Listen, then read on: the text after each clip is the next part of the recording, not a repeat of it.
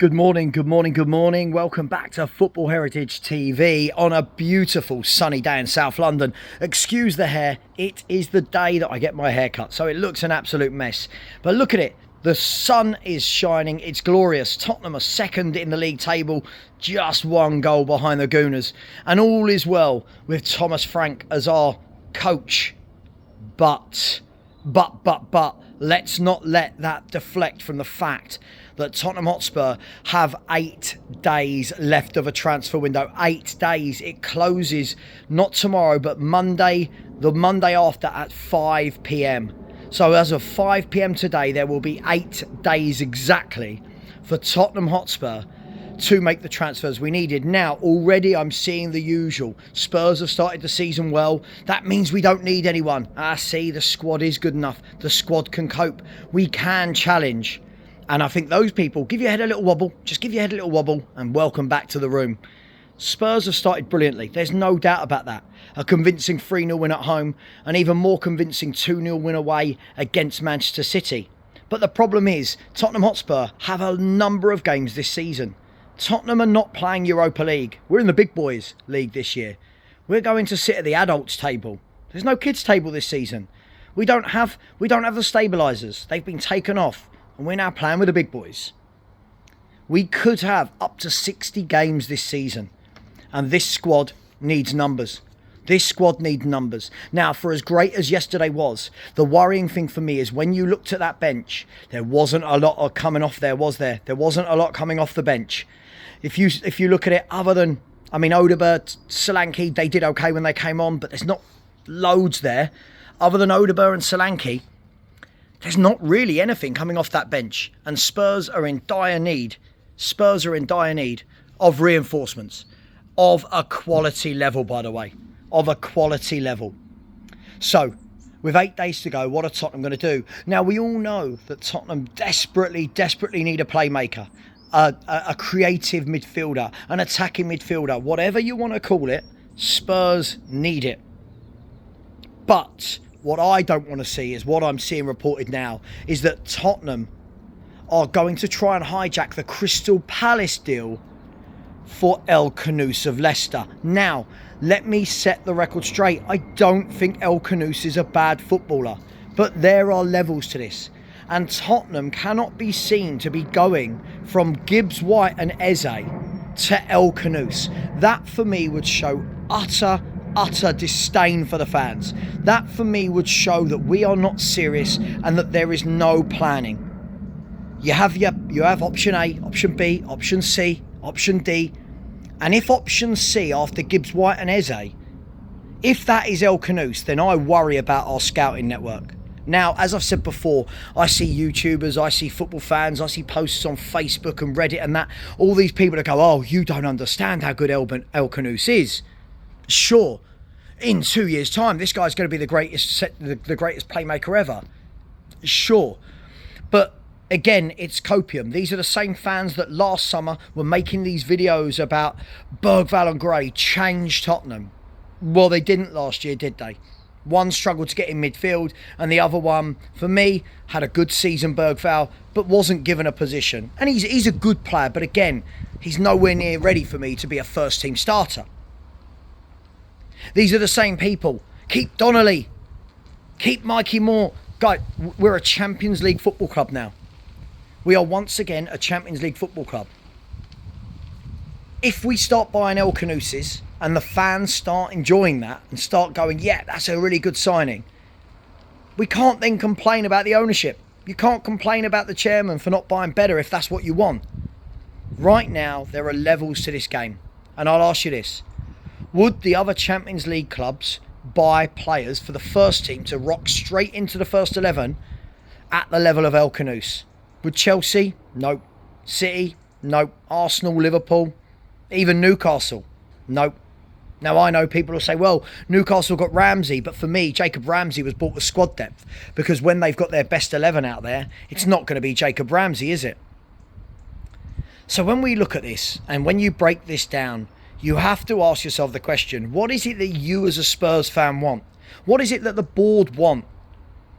And is this what Thomas Frank wants? Are we going to go from quality footballers like Eze and Gibbs-White to wanting Rl Khannouss, a guy that's had 1 year in the Premier League, didn't really do anything outstanding, a player that a lot of people say that he's a highlight merchant. Now, each to their own on that one. And as I said, for me, he's a decent player. He's the player I buy behind an Eze. If you had bought Eze, he's the guy you buy in the last week of the window and say, there you go, learn from Eze. You're going to rotate in at the end of the games when Eze is coming off injured, or Eze is coming off for a rest, or Eze is suspended, whatever it may be. But is this really going to be the main guy? Technically gifted, yes. What ceiling has he got? I don't even really like that word. What ceiling has he got? Who knows? Sorry, just getting something off the dog. Technically brilliant, but I don't know. I don't know. Is this the level that we want? Because what will happen is everyone will celebrate it like we've gone and signed Lionel Messi. And for me, I think we need better. The stadium wasn't built to buy players from relegated teams that are kids, was it? We were promised we were going to compete. We were going to compete. We were going to challenge. It was going to allow us to buy better calibre of footballers. Did we build the stadium for that? Did we get into the Champions League for that? Did we buy Kudus and Paulinho to then go and add more kids to that? Surely now Spurs are in a sliding doors moment. We're there. Do we want to stay there, or do we want to go to here? And to get to there, you need quality players. I've always said this. If we're there, Thomas Frank's coaching will get us to there. But if you want to get to there, you need better footballers.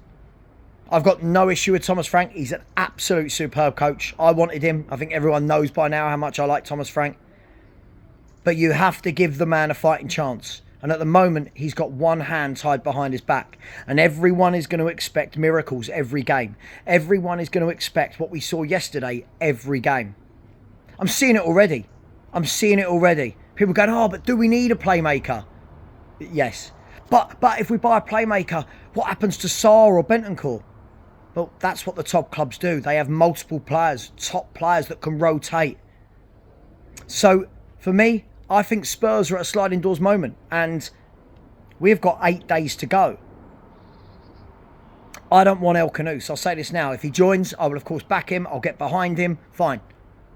But right now, is that what Tottenham Hotspur should be buying? I don't think so. You got Nico Paz, another one. For me, he's young, but levels above Rl Khannouss.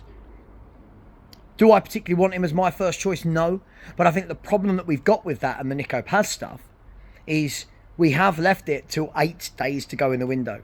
And with 8 days to go, the level of player you can get starts to change. However, I still don't think we should drop as far as the level as Rl Khannouss.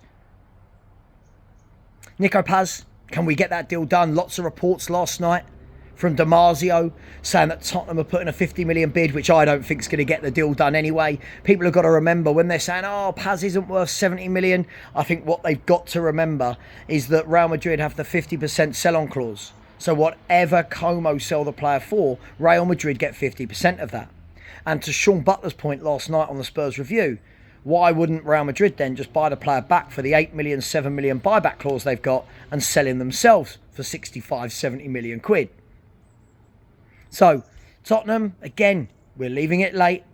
We've left it very, very late.